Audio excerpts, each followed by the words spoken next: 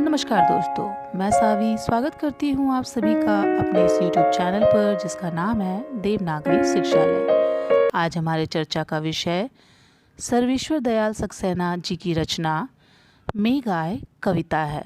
तो चलिए शुरू करते हैं। मेघ आए बड़े बंठन के सवर के, आगे आगे नाचती गाती बयार चली, दरवाजे खिड़कियाँ खुलने लगी गली गली। पाहुन जो आए हों गांव में शहर के, मेघ आए बड़े बंठन के सवर के। प्रस्तुत कविता में मेघों के मानवीकरण द्वारा प्रकृति के विविध रूपों का अत्यंत सुंदर चित्रण किया गया है। मेघों के आने से लेकर उनके बरसने तक के बीच जो प्राकृतिक दृश्य देखने को मिलता है, उन सब का मानवीकरण कर कवि ने यह दर्शाने की चेष्टा की है कि एक वर्ष पश्चात जब वर्षा के बादल आते हैं तब प्रकृति भी ठीक उसी प्रकार प्रसन्नता दर्शाती है जैसी प्रसन्नता एवं उल्लास गांव के लोग पाहुन के आने पर दर्शाते हैं। यहाँ मेघों की तुलना उस पाहुन से की गई है जो एक वर्ष पश्चात आया है। मेघों के घिर आने पर हवा तेज तेज चलने लगती है, मानो जैसे वे दामाद के आने की सूचना देती है और खुशी से नाच गा रही है। हवाओं के तेज चलने पर दरवाजे खिड़कियां खुलने लगती है और ऐसा प्रतीत होता है कि दामाद और उनके स्वागत में हो रहे नृत्य को देखने के लिए लोग अपनी खिड़कियां खोल रहे हैं। पेड़ झुक झाँकने लगे गर्दन उचकाए, आंधी चली धूल भागी घाघरा उठाए, बाकी चितवन उठा नदी ठिठकी घूंघट सरकाए, मेघ आए बड़े बंठन के सवर के।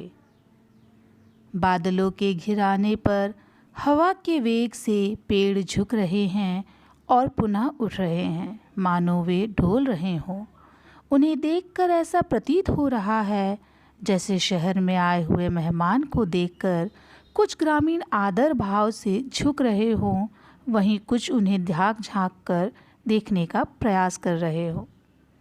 धीरे धीरे हवा आंधी में बदल गई और धूल उड़ने लगी।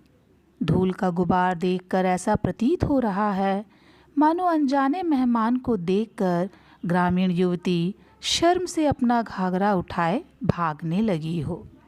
नदी का ठिठकना और घूंघट सरकना इस बात का प्रतीक है जैसे कि भागती हुई युवती अचानक रुक गई हो और घूंघट सरकाकर देखने का प्रयत्न करने लगी हो। बूढ़े पीपल ने आगे बढ़कर जुहार की, बरस बाद सुधी लीनी, बोली अकुलाई लता ओट हो किवार की। हर्षाया ताल लाया पानी परात भर के, मेघ आए बड़े बंठन के सवर के। हवा के वेग से बूढ़ा पीपल झुक गया और लताएं वृक्ष का सहारा लिए लहराने लगी। मेघों के घिर आने पर ताल सरोवर प्रसन्न है कि अब वे वर्षा के जल से लबालब भर जाएंगे। यह दृश्य देखकर ऐसा प्रतीत हो रहा है मानो घर के बड़े बूढ़े दामाद का अभिवादन कर रहे हों। घर की बहू बेटियां किवाड़ अर्थात दरवाजे की ओट लिए स्नेह भरी शिकायतें कर रही हैं।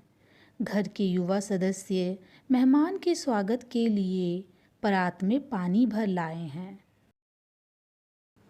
छिदे जटारी गहराई दामनी दम की, क्षमा करो गांठ खुल गई अब भरम की। बांध टूटा झरझर मिलन के अश्रु ढर के, मेघ आए बड़े बंठन के सवर के। अब आकाश में पूरी तरह से बादल छा गए हैं। क्षितिज पर गहरे बादलों में बिजली चमकने लगी और झरझर वर्षा प्रारंभ हो गई। इस भाव को कवि ने दामाद और उसकी पत्नी के मिलन के रूप में चित्रित किया है। एक वर्ष तक ना मिल पाने के कारण मन में जो भरम उत्पन्न हो गए थे, अब वह टूट गया है। सारे भेद एवं दुविधा अब दूर हो गए हैं। वियोग का बांध अब टूट गया है और मिलन के अश्रु रूपी जल प्रवाहित हो रहे हैं। दोस्तों, कविता की कौन सी पंक्ति आपको सबसे अधिक प्रिय लगी, कमेंट बॉक्स पर ज़रूर बताएं। और आपको मेरा यह प्रयास कैसा लगा कमेंट करके मुझे ज़रूर बताइएगा। अगर अच्छा लगा हो तो लाइक के बटन पर क्लिक करें और दोस्तों के साथ शेयर करें। यदि आप मेरे चैनल पर नए हैं तो सब्सक्राइब बटन दबाकर मुझे सपोर्ट करें। तो मिलते हैं अपने अगले वीडियो पर, बने रहे मेरे साथ। नमस्कार।